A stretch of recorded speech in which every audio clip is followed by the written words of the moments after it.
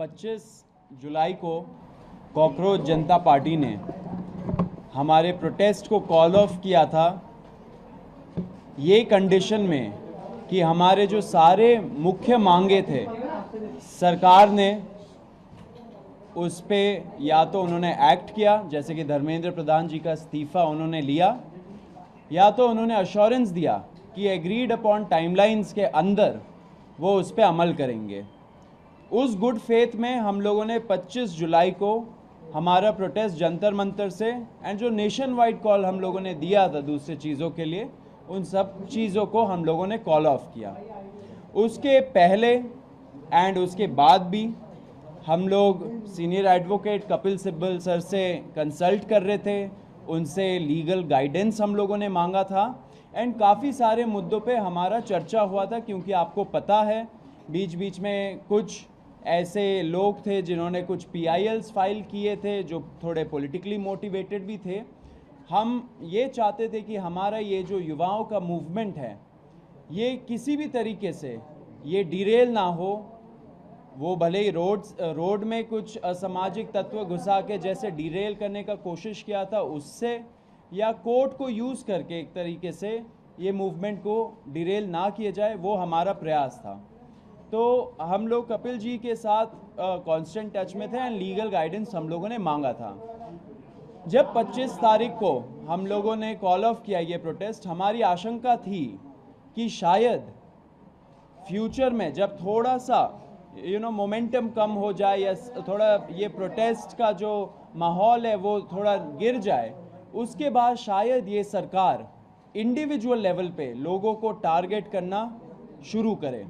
And ये बहुत credible apprehension है, क्योंकि आपने देखा होगा दूसरे प्रोटेस्ट में भी सेम प्लेबुक यूज़ किया गया है। दूसरे जो पहले अच्छे प्रोटेस्ट रहे हैं, बड़े प्रोटेस्ट रहे, उसमें ऐसे ही लोगों को इंडिविजुअली टारगेट करके फंसाया गया झूठे मुकदमों में।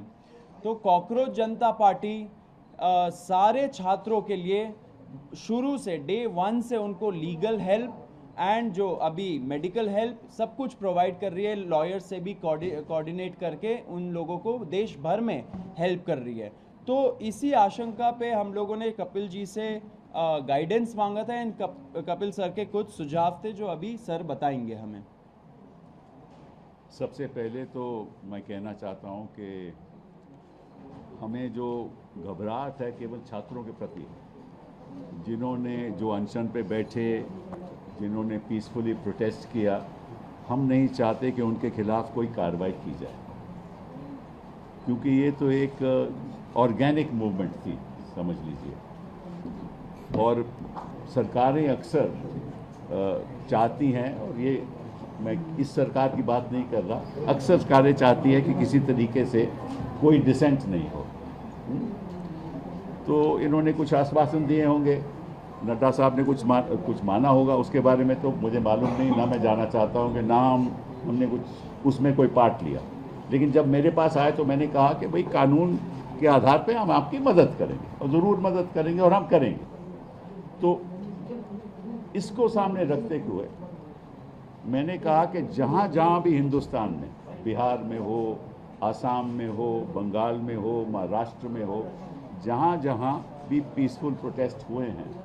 और जहाँ जहाँ छात्रों को टारगेट किया जा रहा है या प्रोटेस्टर्स को टारगेट किया जा रहा है, वहाँ हम चाहेंगे कि अगर कोई मुकदमा कोई डालेगा कोई भी सरकार, तो हम फिर उसके लिए एक व्यवस्था बनाएंगे ताकि वहाँ कुछ हमारे वकील खड़े हो सकें। तो इसी सोच के साथ हम चाहते हैं कि कोई कार्रवाई नहीं हो, अगर FIR होती है तो FIR विड्रॉ हो। और मैंने कहा है कि हम एक ये CJP ढांचा बनाएगी कि किस जगह पे क्या हुआ है, किस छात्र को, किस प्रोटेस्टर के खिलाफ कार्रवाई हुई है, चाहे कि मुफस्सिल में हुई हो, वहाँ कौन वकील है जो हमारी मदद कर सकता है। ठीक है, फिर ये लोग वेबसाइट बनाएंगे, मैं नहीं करूँगा, ये लोग खुद वेबसाइट बनाएंगे। उस वेबसाइट पे जो वकील लोग मदद करना चाहते हैं वो अपना नाम देंगे, कहाँ वो रहते हैं, किस तरह से मदद करेंगे, प्रो बोनो मदद करेंगे या उनके पास कुछ थोड़ा बहुत देना पड़ेगा। तो इस संदर्भ में मैंने कहा है कि मैं अपनी ओर से 1 करोड़ रुपया दूंगा अपनी ओर से 1 करोड़ रिपोर्ट दूंगा और साथ में ये आग्रह करूंगा हिंदुस्तान के वकीलों को और बाकी लोगों को कि वो भी हमारा इस फंड में पैसा दें, ताकि हम हर जगह जहाँ जहाँ भी कानून का दुरुपयोग होगा, जहाँ जहाँ भी पीसफुल प्रोटेस्ट के खिलाफ गलत मुकदमे करे जाएंगे, तो हम उनके लिए खड़े, हमारे वकील उनके लिए खड़े होंगे सारे हिंदुस्तान में। तो ये शुरुआत हमने की है, ठीक है। वो फंड केवल इसीलिए खर्च होएगा, मगर अगर मैंने 1 करोड़ रुपया दिया है, उसमें 1 रुपया भी किसी और चीज़ के लिए इस्तेमाल नहीं होगा, केवल उनकी प्रोटेक्शन के लिए, प्रोटेस्टर्स की प्रोटेक्शन के लिए, और जो गलत तरीके से जिनके खिलाफ कार्रवाई हो रही है कानूनी, उनकी प्रोटेक्शन के लिए। और जो भी फंड इसमें आएगा उसी लिए होगा, किसी और उसका दुरुपयोग नहीं होगा। एंड उसका जो डिसबर्समेंट है उसमें मेरा कोई लेना देना नहीं है, ये खुद करेंगे।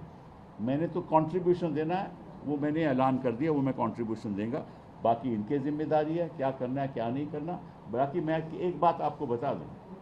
जो मेरी जानकारी में आई है कि दिल्ली की पुलिस फेशियल रिकॉग्निशन के साथ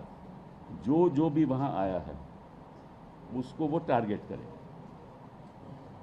और प्रयास करेगी कि किसी तरीके से उसके परिवार को,